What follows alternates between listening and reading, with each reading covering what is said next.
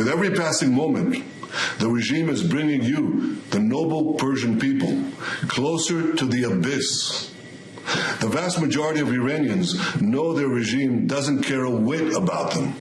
When Iran is finally free, and that moment will come a lot sooner than people think, everything will be different. Meanwhile, American citizens currently in Lebanon are being told by the State Department to get out, but at their own expense. We're not evacuating American citizens from Lebanon at this time. We always conduct a prudent planning process. We have been doing that for some months, going all the way back to October 7th, but at this time there's still commercial options available. And as tensions reach the brink, Biden's now urging Israel to put a halt to their plans. I'm more aware than you might know, and I'm comfortable with them stopping. We should have a ceasefire now. Joining us now, Polaris national security founder and host of the Morgan Ortagus show on SiriusXM, former State Department spokesperson Morgan Ortagus. Morgan, what do you make of the current situation? Because the Biden-Harris administration has done nothing to stop money flowing to Iran, and Iran is funding all of this on the other side of this conflict. You know, essentially, Israel and Bibi Netanyahu have done the opposite of what Biden and Harris have asked them to do, and it has worked out brilliantly for them. I think they should continue to do that. You know, Biden and Harris are calling for a ceasefire at a time when Israel finally has its enemies on its heels, whenever they've destroyed their leadership. You know, you have to sort of peel back the onion and go all the way back to the second term of the Obama administration, Dagan. Whenever Obama, and these are the same people, by the way, running things now, they were the same people running it in the Obama administration. Their theory of the case was that they were going to bring Iran into the JCPOA, modernize Iran, and sort of let Iran have regional dominance in the Middle East. That's the way they saw it playing out. We obviously turned that on its head. We empowered Israel and the Sunni Arab states, the Gulf Arab states, and said, no, we're going to reward our friends and enemies. Fast forward, the Biden team, of course, spent 4 years empowering the Iranian regime. And now, since Israel has been attacked since October 7th, they had to go after Hamas in the south, who, of course, perpetrated the October 7th attacks. But don't forget, Hezbollah in the north and Lebanon started rocketing Israel on October 8th. Almost 10,000 rockets aimed at Israel for the past year. Now, in 2006, after the last war between Israel and Hezbollah, there was a line of demarcation that Hezbollah agreed at the United Nations. By the way, everyone agreed to this, that they would stay behind that line. They have not done so since 2006. Bibi Netanyahu has warned for a year, you better back up. And I think maybe, Dagan, they've gotten the message that they better back up. Mm-hmm. Yeah, so I think most of us are surprised at how successful Israel has been in their attacks on Hezbollah. And now Netanyahu has come out and said, listen, there's going to be regime change in Iran sooner than most people think. What do you make of that? So first of all, we always said at the State Department, whomever controls Iran is up to the Iranian people, right? It's not up to outside forces.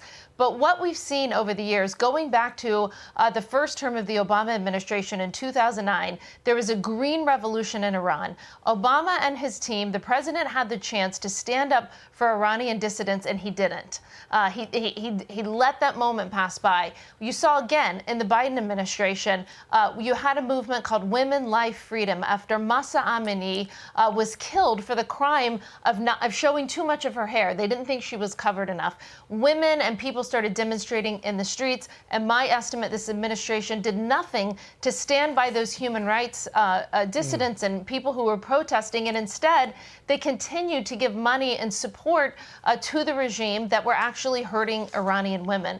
So I say all that to say is there's moments and inflections in history when you can stand behind people when they are demonstrating for the rights and the freedom that they think they deserve.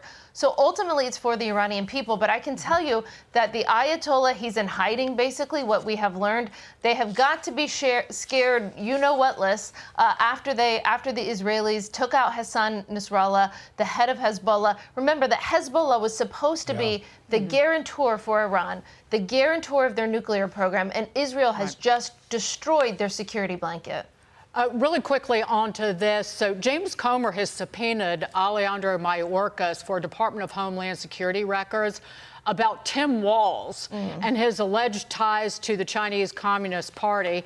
This relates to even communications starting July the 1st within the department about his trips, many of which that he took to communist China. And Walz's team has said that now he overstated how many times he went to China. This is a serious risk. And of course, the VP debate is tomorrow night. Yeah, exactly. So I hope J.D. Vance, the VP nominee for President Trump, really rips into Tim Walz on this. You want to talk about weird? Tim Walz's history with the Chinese Communist Party is weird.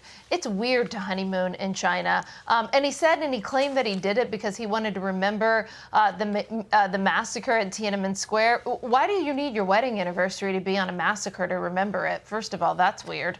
And secondly, he has pushed for greater economic ties between the United States and China. He's led delegations there. He's went on at least a dozen trips there, if not more. This is a pattern, by the way, of what the Chinese Communist Party likes to do with local elected officials around the country. They like to cultivate them over time, years after years.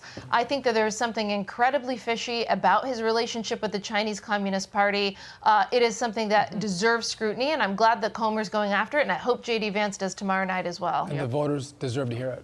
Morgan Ortagus, great seeing you. Thanks for being with us. We appreciate it.